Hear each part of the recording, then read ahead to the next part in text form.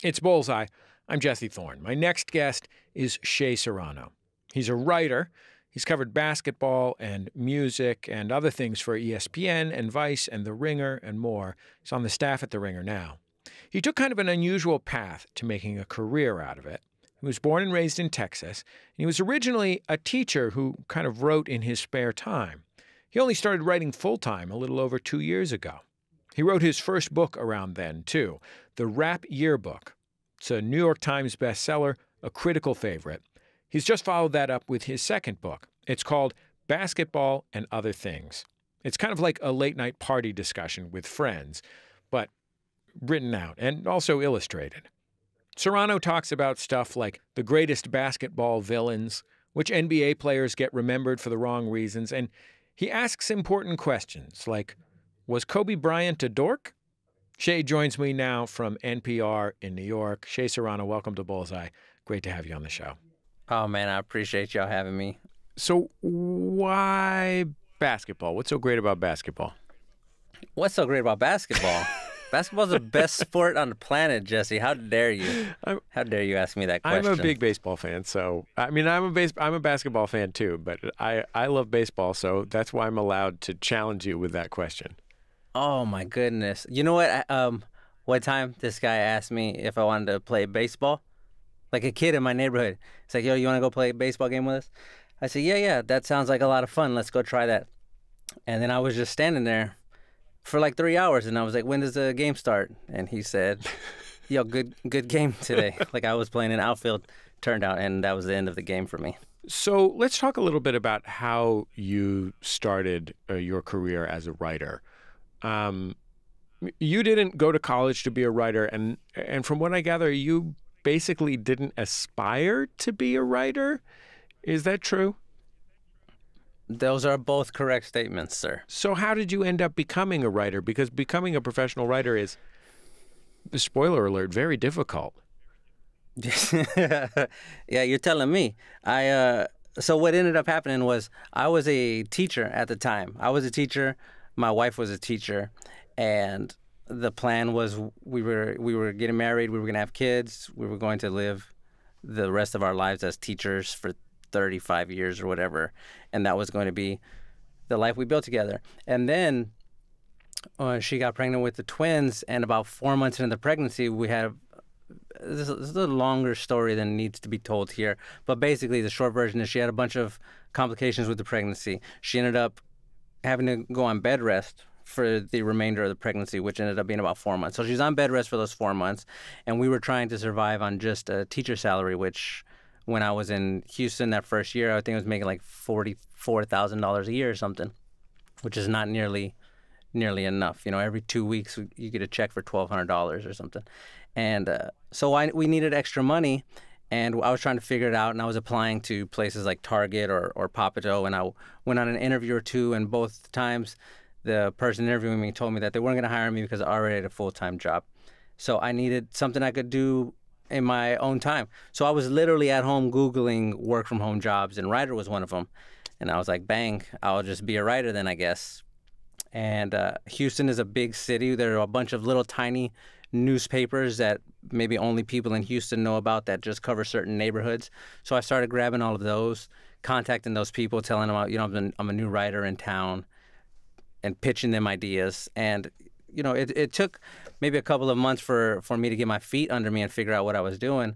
But once I did, I was able to make a little bit of money doing this, you know, $20 here, $50 there, or whatever. And I was able to just build it up. And over that period of time, my wife had the boys, and she was taking care of them. And then she was also like supporting me in this new writing career that I was trying to do all of a sudden. And she was probably my first actual editor because she's much more intelligent than I am. She actually had experience in writing, so she would like edit the pieces or show me what I was doing wrong. And after about a year, we figured out we were able to survive on just the teaching plus writing. So we made the decision that she was gonna stay home with the kids, and then she started a photography career, which she eventually was able to chase down. And I was teaching and writing, and that was, you know, 8-9 years ago. and it's just grown ever since then. This is a slow. I mean, it's easy for me to tell you that story now, but again, this was over the course of several years. When I was in my mid-20s, I got offered a chance to write a story for the alternative newspaper in Santa Cruz, California, where I'd gone to college.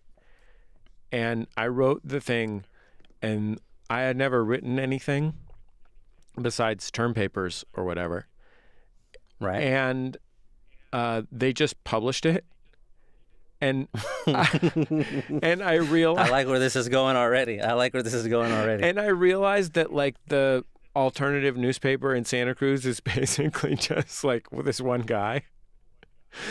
It is an odd situation where I guess if you just go up to that guy and pitch him something and you seem like you've got a head on your shoulders, he might just be like, yeah, okay. And by the time you turn it in, he doesn't have any choice to fill the space but to run it.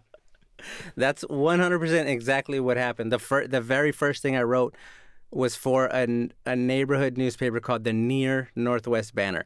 Not even the Northwest Banner, the Near Northwest Banner. And there was this older woman and her husband, and they were literally printing it up in their garage with like some machine that you turn, and then they would hand them out in the neighborhood. Are you talking about a printing press? A printing press. She had her own printing press in the garage. Her name was Frances. I'll never forget. She was the nicest person I ever met in my life. One day Gutenberg bursts into the living room and tells his wife, I've invented a machine that you turn. But she was really nice, and she let me write about the Astros, and then I wrote a thing about the Texans.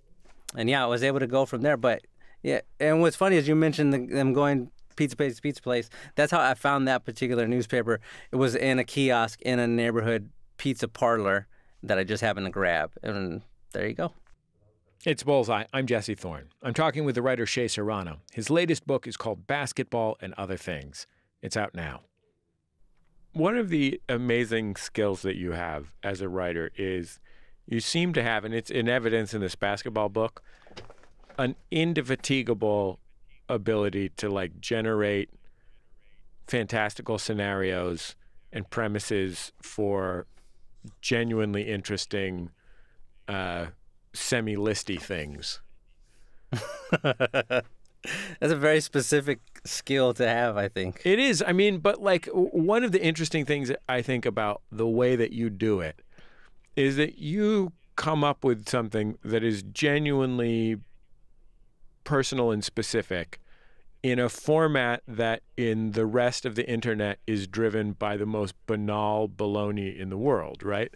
Like you write the interesting version of the boring thing that is internet listicles, which is usually just like, here's 7 things you recognize, right? Right. Meanwhile, you're writing who are the greatest basketball villains of all time, that involves a complicated scenario where you're defining the exact nature of basketball villainy. Right. So do you just like sit down and write down a list of 100 things and cross 75 of them out, or what? That's basically how it goes, yes. You start out with some general ideas, and then you just drill it down to get as specific as possible. Like, so the thing you're talking about here is one of the chapters in the basketball book. And I had originally that started out with, was just a phrase. All I wrote, I had in my notes, Tower of Villains. And I had no idea exactly what that was going to be until I sat down to start writing on it. And I knew I didn't want it to only be a list of like the meanest basketball villains or whatever, because that's been done already. So let's approach it from a different angle. And yes, let's spend a lot of time talking about what it is that makes a basketball villain, and what it is that makes him or her a good villain or a bad villain.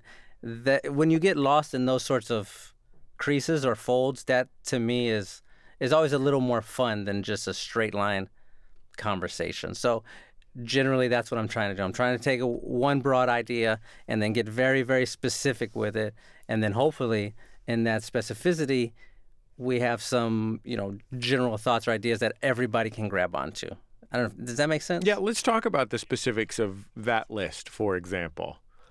Okay. What constitutes a great basketball villain? Oh man, well there was a bunch of bullet points I laid out in there, but for example, one of the things when you're looking at who a top tier villain is they have to sort of enjoy that role. So you take somebody like a Reggie Miller, who seemed to sort of covet being called a villain and doing villainous things in other arenas. He always seemed to perform better in a New York or a Chicago or something like that against those teams. Do we just want to try to identify those traits? So that would be one of them. Another one is he has to be a player who plays a fair amount. Like you can't just be a Dante Jones on the bench, who he's with he's in the finals right now. You can't just be that guy. You've got to be out of the court. You've got to be a Steph or a LeBron or somebody in the action. Let's talk about fictional basketball players. This is another of the lists in your book. Yes. The greatest fictional basketball players of all time ranked. This is like almost a parody of a Grantland or the Ringer article. Yeah. So this one is not set up in that specific fashion. If we're doing an NBA draft and we're drafting, you can only pick players from from TV shows or movies. Then let's figure out what order all of those guys or girls would go in. How many? Yes, I love this conversation. How many of these TV shows and movies had you seen, and how many did you have to see in order to write this piece? I had probably seen about 70% of them, and then I had to watch the other 30%. It was a long time. That's a 3-part chapter. It's about 9,000 words total. It's a lot.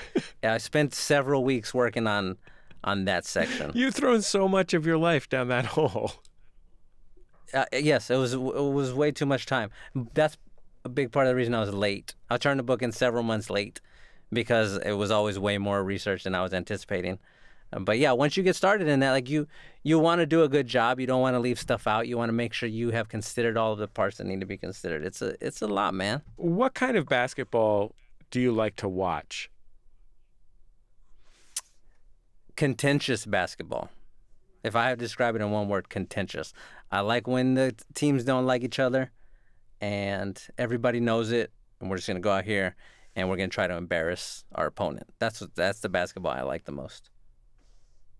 Was Michael Jordan the most beautiful basketball player ever, or is that just because I was 10 years old at the time? There's definitely an argument that he was the most beautiful, most graceful player. Of course, you have to have somebody like, maybe his biggest competition is going to be Dr. J, who, before I'd written the book, I'd not watched very much of his gameplay, and then I got to watch him and be like, wow, this guy is like if a poem had come to life. That's the way he moves on the court. Just very svelte, and you can't see it right now, but I'm moving side to side in my chair like the wind is blowing me. Like that's what I do whenever I think about Dr. J on a basketball court. It's probably between him and Jordan as far as the most beautiful. How long did you work as a teacher while you were writing? 9 years I was a teacher. And 9 years I was writing. Probably 8 years I was writing of those 9 years teaching. So how long ago did you quit teaching? 2015, July of 2015. I'll never forget it. I mean, was that like when you became a best-selling author? Or like that's not very long ago, man. I know. I get the sense when I talk to people that they think I've been a full-time writer for very long, when that isn't the case at all. I left teaching in July of 2015, and I was working at Grantland at the time. And that was, so July from 2015 is when I started full-time writing. But then in October, the ESPN shut down Grantland, and that was the end of my full-time writing career. Was 4 months until I started again at the Ringer in July of 2016. But yeah, the rap yearbook came out in October of 2015, so I quit right before the rap yearbook came out. You taught some of the toughest kinds of students to teach. I mean, you taught like English language learners in middle school. Mm-hmm. Like there's no more challenging teaching. I mean, just hanging out with middle schoolers that much is quite a challenge. Yes. I mean, we all went to middle school. It's hard. It's hard to be 12. But those are like that's like you put yourself in the toughest positions you possibly could be in. Right. I wasn't thinking about it that way, and I don't want to make it seem like I was in the middle of this combat zone. Like I was teaching the English language learners and the special ed and the behavior groups, but I also had regular ed or a couple of pre-AP classes over those 9 years. And it was always a situation where those kids, as long as they feel like you want to be in the classroom with them, then your life ain't that hard. If they know you care, then they start to care too. And it does take a little while in the beginning. My first year, I just got skewered. It was a total disaster. I was horrible at teaching, but I could feel myself every morning wanting to like figure it out. I'm gonna eventually figure this out if I stick with it, is how I felt.